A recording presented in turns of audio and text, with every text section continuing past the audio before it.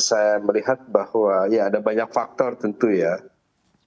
Ketika layanan belum optimal untuk haji 1444 Hijriah ini karena memang jumlah total jamaah yang dilayani Saudi Arabia itu banyak ya. Setelah beberapa tahun tidak ada penyelenggaraan haji dengan jumlah jamaah yang kuota normal. Jadi ini juga berdampak ya bahwa para jamaah sekarang jumlahnya banyak sekali, kemudian secara infrastruktur, SDM, dan juga ya fasilitas yang terkait itu juga belum sepenuhnya belum bisa diasihkan dengan baik, sehingga berdampak pada layanan. Nah, inilah yang dihadapi.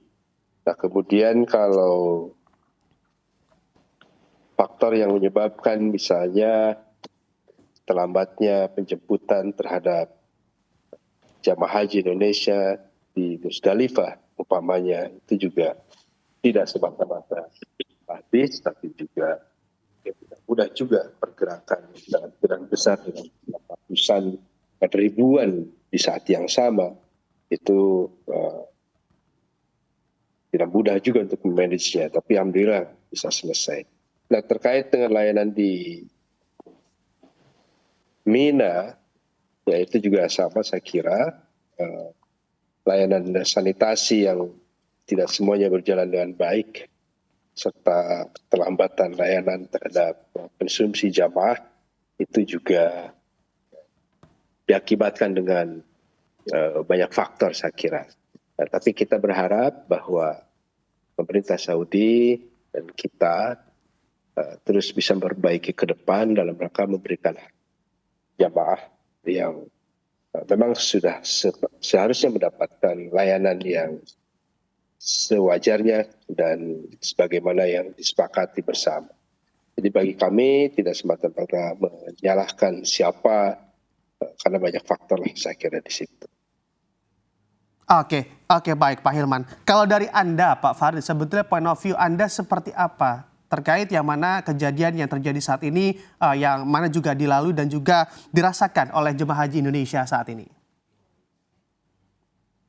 Iya, Mas Bram, perlu kita ketahui bahwasannya tahun ini adalah tahun pertama kali kita menyelenggarakan haji pasca pandemi. Ya 2020, ya 2021, 2022 dan sekarang 2023. Tentu sudah kuotanya penuh ya, ada tambahan kuota, dan ini tadi Pak Dirjen mengatakan adalah sebenarnya hal yang wajar dan tidak begitu signifikan. Hanya saja mungkin kita semua kaget ya, karena jumlahnya begitu banyak, pengaturannya juga kurang terkoordinasi dengan baik ya, karena kalau memang sudah masalah fasilitas, masalah perut, belum lagi cuacanya yang memang sangat panas ya, diperkirakan kepada hampir sekitar 48. Nah ini ada dua titik. Yang pertama memang tentang keterlambatan penjemputan di Mina yang akhirnya berakibat kepada telatnya makanan yang datang. Memang di Musdalifah sendiri tidak ada makanan. Dan yang kedua overload ya di setiap maktab haji khusus, mulai dari maktab 111 sampai dengan 115 ya, yang berakibat kepada layanan yang tidak maksimal, bahkan jauh dari harapan.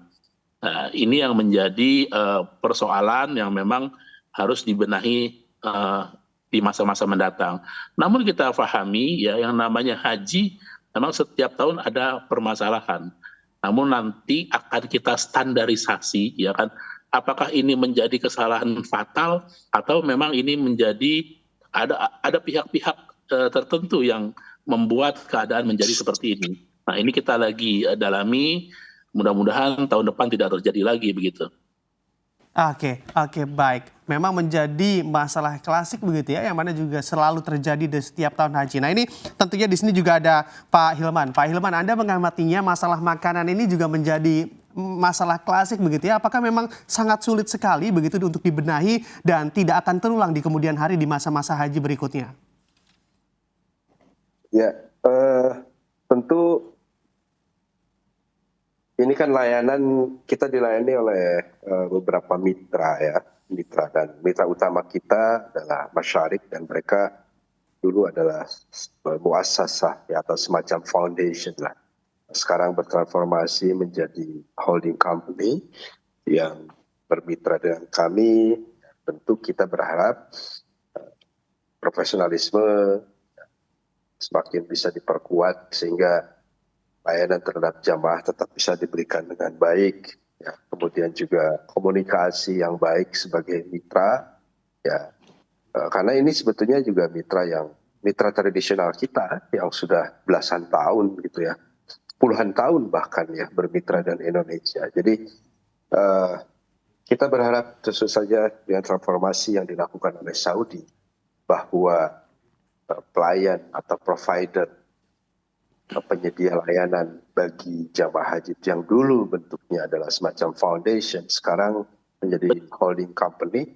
Tentu profesionalisme ya, itu juga sudah seharusnya semakin baik. Dan kita berharap ya kemitraan ini tentu saja bisa diperbaiki, termasuk juga layanan lain. Nah, ini dari kami seperti itu. Gitu ya. Di prinsipnya personalitas kita yang perlu kita bangun bersama ya, karena bagaimanapun Indonesia dalam posisi tersebut ya, sudah berada dalam posisi kita menerima layanan gitu kan.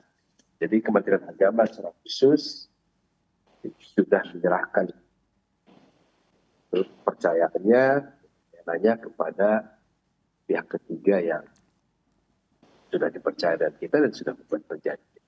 Saya kira itu. Dan tentu saja ini kami juga sudah bertemu kan dengan Kementerian Saudi Arabia, dengan mitra-mitra ini mendiskusikan apa yang terjadi. Karena tidak semua menghendaki ini terjadi. Sama halnya dengan syarikat, syarik. Saya kira mereka juga tidak menginginkan ini terjadi. Tapi itulah investigasi dilakukan dalam rangka menjadi penyebab saja apakah supply dan demand terhadap barang-barang pokok, kebutuhan pokoknya yang ada, bahan-bahan yang tersedia cukup Baik. untuk menyuplai jamaah Indonesia atau apa, atau juga dari mitra yang lainnya, karena dari Masyarik itu juga harus bermitra dengan maktab-maktab yang ada di sekitar